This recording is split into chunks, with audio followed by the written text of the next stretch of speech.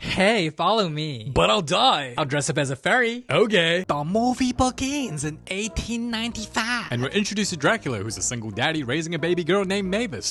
Don't be sad, it won't bring your mommy back. So Dracula is an overprotective dad that wants to keep his daughter safe, but is also a control freak. I want to go out there. Is he trying to get rabies? Hell no. And from a young age, he brainwashes her to hate humans and talks about how humans are like the worst thing ever. I mean, he's not wrong, and trusting the wrong person could definitely get his daughter killed, so I don't blame him for saying any of that. Humans will give me AIDS? Rabies, diabetes, they hate you. But he's a good dad that's kind to her, especially when he's not so nice to others. It's ready, sir. Shut up, slave. Oh, he's pretty much like Kim Jong-un and his daughter. Anyway, dude builds a dope-ass giant castle because he's hella rich. Well, he should be, because he's had centuries to make money and build wealth, and he's warned don't start any fires if you don't want any humans discovering your crib. Now, fast forward to present day, and yo, why are they using fonts that make it look like this was made by iMovie? What in the low quality? Even AI could make a better font. So we're introduced to all sorts of monsters as Dracula uses his castle as a hotel for them, like a safe haven away from humans. Then he give out the red envelope like he the Chinese at Chinese New Year. I have daddy issues. Zbrokey slave? Yes. A furry took a massive dump. Boy, why are you exposing me? Yo, look at the janitor's face. Oh, he wants to die. And wait, why do these monsters even need jobs anyway? Like, look at this knight, for example. It clearly doesn't need food or shelter, so then why work? Like, let's say the knight makes money. What is the knight gonna use money for? Like, it's dead. Rip my cape and I'll skin you alive for my next cape. I'll be a fur coat. Now, Dracula hires witches for housekeeping, and when they need to get rid of the piss stains, this happens. Oh yeah? Wow! Now, maybe it's just me, but this sponge is getting way too excited to be sucking up piss. This sponge is very sus. Then we meet Dracula's besties, which are Frankenstein, then this werewolf who can't stop having kids and doesn't pull out, so we'll call him Zero Vasectomy. Then there's this invisible pervert with his Jeffrey Dahmer glasses and big Boy Sand Mummy. Then Frankie pulls a prank on Sand Mummy, and hey, yo, why are the little kids playing with his booty cheeks? That wasn't me, Sandhuz. And to celebrate his daughter's 118th birthday, he continued to talk shit about humans. Look, even men can get pregnant now, blah blah blah. This man over here is going to give birth to triplets, and when they give birth, even babies get so fat they can get pregnant too. And we're introduced to Mavis, who's 118 years old, and we're told she's never stepped foot outside of the castle, ever. Really? You never sneaked out of the house, not even during your teenage years, not even once? Really? I find that very difficult to believe. You like witch huzz? Girl, you don't like your musty Hulk looking ass? So Dracula pulls up and tells Mavis she can finally go out and see the humans just like he promised for her 118th birthday. Aha! Wait, what? So you can finally get AIDS from humans. Thanks, Daddy! And turns out the real reason she wanted to go outside is that she can meet somebody her age and plan to go to Hawaii because that's where Dracula and his wife met and fell in love and zinged. Long story short, she's trying to find love cause She lonely and horny. But there's so many monsters at this hotel though, so you're telling me for over a century Mavis couldn't even find a single monster her age? That's just depressing. No wonder she horny. So Drac tells her there's a human town nearby and she can check it out for a bit, so she thanks her daddy, and despite being warned by others humans are super dangerous, she goes, Bye, losers. I'm trying to get pregnant with a human man. But turns out Drac was faking that shit, and he does not want Mavis to interact with humans ever. And this dude is so controlling, he creates his own fake human town to try and trick Mavis into believing humans are evil, crazy people that only wants to kill her. Wow. Hi, humans. Yo, did she just say hi, humans? Like, I know this is your first interaction with them, but are you just trying to let everyone know that you're not a human? Like, imagine you were just chilling in public and then some random pulls up on you and just goes, hi, human. Hello, human. You just be like, that's weird. What a weirdo. But yeah, these fake humans are poorly made, can't even talk properly, and walk like zombies trying to kill Mavis. So which one are you trying to give me AIDS? And the fake humans are so badly built, Drac himself has to step in and fix one of them. I'm horny. And when the fake humans start sabotaging each other, burning in fire, Drac thinks it's over, going, ain't no way anyone falling for this shit. I fail. But Mavis goes, Dad was right. And gets radicalized that all humans hate vampires and want to kill them, making her never want to interact with humans ever again. It worked. Oh, look at his toxic, controlling, manipulative ass face. He's so happy. Fun fact, when I was little and I first immigrated to New Zealand, my mom told me don't go near Pacific Islanders or they're gonna eat you. Like, I know that her intentions was that she wanted to keep me safe and not get too comfortable around strangers, but looking back, I'm just like, damn, like, that's so racist. And that's what Drac is doing, making Mavis not want to interact with humans to keep her safe by being the racist. Slaves, I know I don't pay you, but do better. And you, stop stealing the doll so you can goon to it. The doll does not need your goon juice. Oh. Then his toxic ass pulls up on Mavis like, oh my gosh, how is it? Humans are terrible. What? That's crazy. I'ma keep pretending I didn't do shit. You must have been so scared. Sorry I doubted you. I'll never leave here again. Damn, he even got her to apologize when dude was in the wrong. Oh, he the D1 manipulator. So now that she's deceived, he decides to become her source of comfort so that she sees him more favorably and rely on him more. And just when bro had everything going according to plan, a human shows up to his hotel and dude starts crashing out. So we're introduced to the Ginger Johnny, who was able to find the hotel thanks to the fire caused earlier and by following Drac's slaves. Wait. So this dude saw dead zombies on fire and he's just chilling going, oh cool, I love seeing monsters on fire. That's totally normal. Let me follow it. And Drac was clearly warned that starting a fire could absolutely make this happen, so he tries to undo his karma and tries to get rid of Johnny, but afraid his monster guest will see him, he decides to hide him instead and puts the ginger in the closet. Give me your money. Oh, ah! Yeah, Johnny is the musty, Stanky ass confirmed. So Drac does the whole technology, what is this cliche? Cause his ass hasn't seen humans since 1895, so he plays some music. My son's so dumb, my son's so dumb. Hey, it's a catchy song. Then Drac says he can't kill him because he'll set monsters back hundreds of years, which is equivalent of an Asian eating a dog. So he makes Johnny disguise as a monster instead. Why not just turn his ass into a vampire instead? It saves you time and effort and energy. And also, last time I checked, there's only 2 of y'all left. So it's just you and your daughter as the only last 2 vampires. So wouldn't you want to make more to ensure the survival of your species? So just turn his ass into a vampire. Then we meet this tiny ass chef and his rat snitches there's a human here. Don't be absurd. Yeet. And while Drac's distracted, Johnny finds out the monsters are real. So cool. Boy, how dare you start feeling inside of me, you perv. Wait a minute, your ass deadass saw zombies on fire, but talking skeletons is where you draw the line and go, oh, it's real? So the ginger boy start freaking out and dude ends up thrown and lands on Mavis. And they end up zinging, which means love at first sight. Now, the film doesn't say, but I hope a zing takes place because you actually find each other attractive. Because imagine if Mavis zinged with the most chopped dude that she clearly does not like, but now she's helplessly in love with him out of her own control. Anyway, Johnny's scared for his life and tries running away till he finds out Dracula is actually really chill and isn't gonna drink his blood or kill him. And I was just watching this like, bro, this dude is trying to run away and never come back here again, which is exactly what Dracula wanted, because Drac told Johnny he's chill, now Johnny wants to stay here and doesn't want to leave. So this is Drac's fault. All he had to do was just pretend that he was gonna kill Johnny and Johnny would have ran away.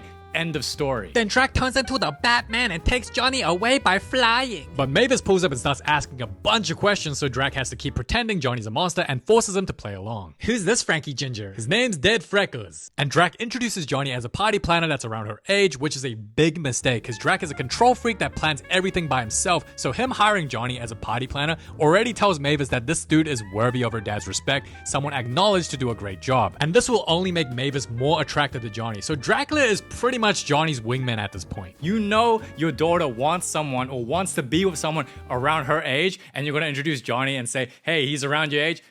You're just trying to get them together at that point. And once Mavis is gone and out of the way, Drac decides to take Johnny through a different route, but all that does is just them seeing bugs getting cracked and a skeleton mommy who thinks they're perverts for seeing her bones. Hey yo, Johnny looks a little bit too excited to see some bugs getting laid. Yeah, you just know he goons to National Geographic. And also, this skeleton's hella overreacting. Like, girl, they're just bones. Ain't nobody but dogs getting aroused by some bones. So Drac fails to get rid of Johnny, and when he's distracted by his friends, that's when the Ginger and Mavis spend one-on-one time. So you're a goth e-girl? More like Discord Roblox kitty. I always wanted a goth mommy. My dad's friends goons to ASMR videos. And eventually, Johnny's seen by all of Drac's friends, so Drac convinces them he's Frankenstein's long-lost cousin, and to prove dude is a legit party planner, Johnny introduces the monsters to modern music and gets them all hyped, which only makes Mavis get more attracted to him, and he even rizzes up the other monsters, making it even harder for Drac to get rid of Johnny. Then later, the monsters have to play the games Drac wants to play on Mavis's birthday, cause dude's a control freak, and they're playing boring-ass games like Bingo, which are played in retirement homes, by the way. Yeah, dude's an old soul. But Johnny makes the party all lively and fun by introducing the scooter, or just getting monsters to play at the pool. What the? You're not supposed to have fun. So he becomes the party pooper and closes the pool area. But cause Drac is still a chill guy, he makes sure Johnny doesn't die. But daddy, I don't want to leave, it's not fair. Alright, I'm done being nice. You will leave this place and be obsessed with old wrinkly Chinese ladies, blah blah blah. But wrinkles suit you, since you're old. Then Drac fails to use his powers to erase Johnny's memory cause he's wearing contact lenses consequences, so when Johnny tries to help and comply to take them out, he's like, stop, ew, no. And this is exactly why Johnny not leaving is also Drac's fault, because dude's trying to help out to actually forget his own memories, and Drac's just like,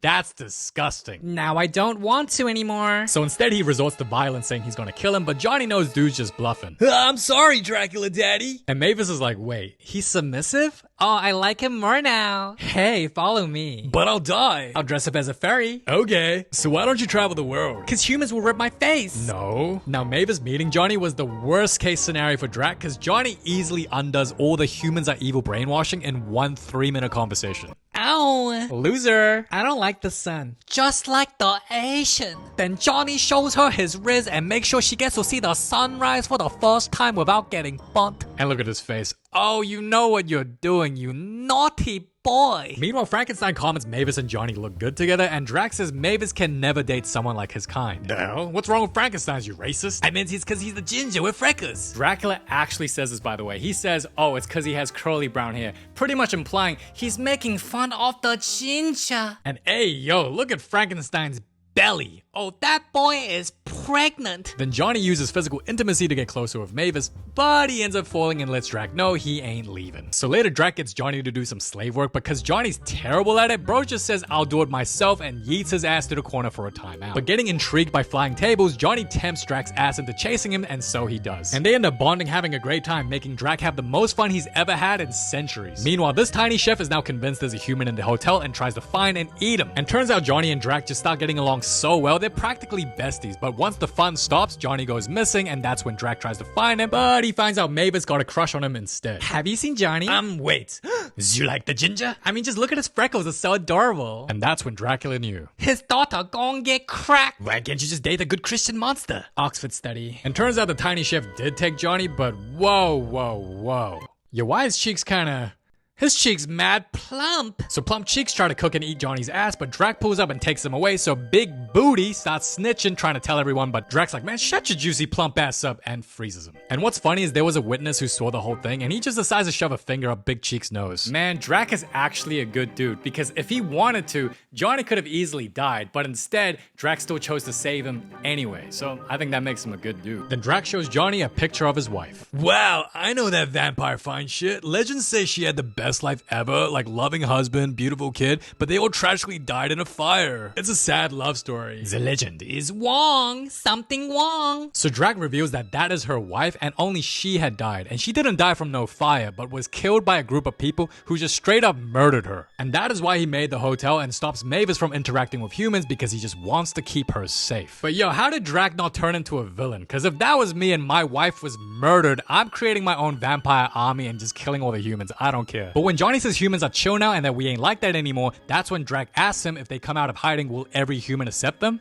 And that's when Johnny goes speechless and agrees that he will leave. No, stay for the party or else Mavis is gonna be upset. So Johnny agrees and promises to leave after the party, then they start bantering and vibing again. Then we see the werewolf NPC who can't sleep cause he has too many kids lah. Well, if this isn't the consequences of bro's own actions. And isn't his wife pregnant as well? Maybe you should stop pulling out, Mr. Werewolf. Then the party begins as Johnny somehow makes these pretty light things for Mavis despite being human, which is just propaganda in her face to go travel and meet humans, by the way. Like, yo, how did Drac approve of this? And that's when Mavis decides to start dancing and flirting with Johnny, so while Drac is busy dancing and losing aura, Mavis does what every girl does when they like a guy and want to flirt. She looks at him. That's right. When a girl likes a guy, she's not gonna say some cheesy pickup line or say something outrageous to get his attention. No, you know what they're gonna do? They're gonna do this. I'm flirting, can't you tell? They're just gonna look at you. Your daddy's gonna skin me alive. You're my new daddy. Then some night slave NPC snitches and Drac just crashes out. Your wise bro's eyes wide open like that. Oh, he think he in the K-drama. So Drac goes apeshit while Mavis is like, yeah, good shit, little bro. I want to explore and find myself. What? No, that is gross. I want to date a man from every city. Please, just meet a good Christian boy. But they're boring. Then Drac ends up revealing the human town she visited was fake, because he would rather trick her than for her to die like his wife. Then Big Booty Cheek snitches saying Drac brought a human into the hotel, and once Johnny's exposed, all the monster NPCs start crashing out. But not Mavis though. So you're human? I'm sorry. I have a human fetish. But despite having feelings for Mavis as well, Johnny remembers what he promised with Drac and decides it shouldn't continue. Vampires? Yuck. Ew. Can't believe your bat-infected hands touch me. The 豆腐妹啊. You know what's funny about this situation? If Drac just didn't interfere with Mavis's kiss, Johnny would have left the party anyway to keep his agreement and she would have been heartbroken and hate humans. Meaning, if Drac just didn't interfere, he would have got what he wanted and not have to tell Mavis he lied. Anyway, Mavis is upset and sulks at the rooftop, and that's when the dad shows up to rub it in her face that humans ain't shit. I told you so. Can you raise my mind? Oh. Yeah, things went dark pretty fast. You just need to date good Christian boy. Ew. Then we see the present Mavis's mom planned to give her for her 118th birthday, which is that when her mom met Drac, she zinged. And you only zing once in your life, so when Mavis zings, she must cherish it. I thought I zinged with Johnny, Dad. The ginger? But I was wrong. I hate old men, so I'ma listen to Sabrina Carpenter. Then Drac, realizing he created a man-hater, he decides to try and undo his mistake. Meanwhile, the monsters are outraged there was a human in the hotel, but Drac's like, listen NPCs, Mavis and Johnny zing, so if you want to be more than an irrelevant character in the movie, now's your time to come help me. So his friends immediately stop being mad because group leader said so and decides to help group leader bring Johnny back. And on their way, they see a bunch of sheep, and what's dumb is that when Werewolf eats him, the rest of them start shaming him for eating meat, and I was just watching it like, what are you, a bunch of vegans? Y'all never tried the lamb chop? It tastes so good. Then later, they discovered the 40. What in the hell? Then they go into this monster festival where every person there practically idolizes them. Even the sand fatty that has no riz. Why you gay playing dress up? Cause we are, blah blah blah. Blah blah blah. So they decide to walk on foot, and I thought vampires die from the sun. But what, you're telling me all you needed this whole time was just a hat and you're chill? Then Mavis absolutely should go traveling. Because there's too many people in the way, Frankie tries scaring them.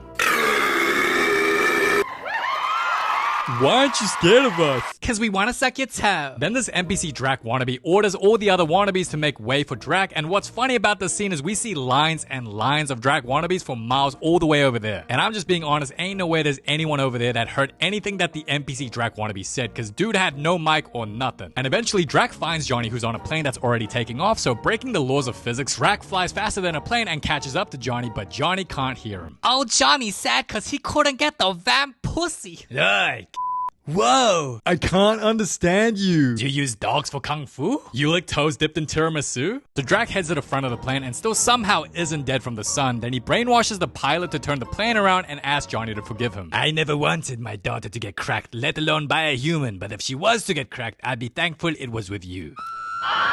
Just a reminder, by the way, that they've known each other for less than 2 days. Maybe it's just me, but getting the parents' approval in less than 48 hours when you haven't even dated the girl you like is unheard of. That's crazy. Okay, folks, we'll now be flying back as your trip will be delayed for another 48 hours. Oh. And yo, look at the co-pilot's face. Bro's like, guess who's getting fired? Not me. Imagine studying and working your whole life, working your way up to finally become a pilot just to get fired because some vampire brainwashed you into turning the plane around.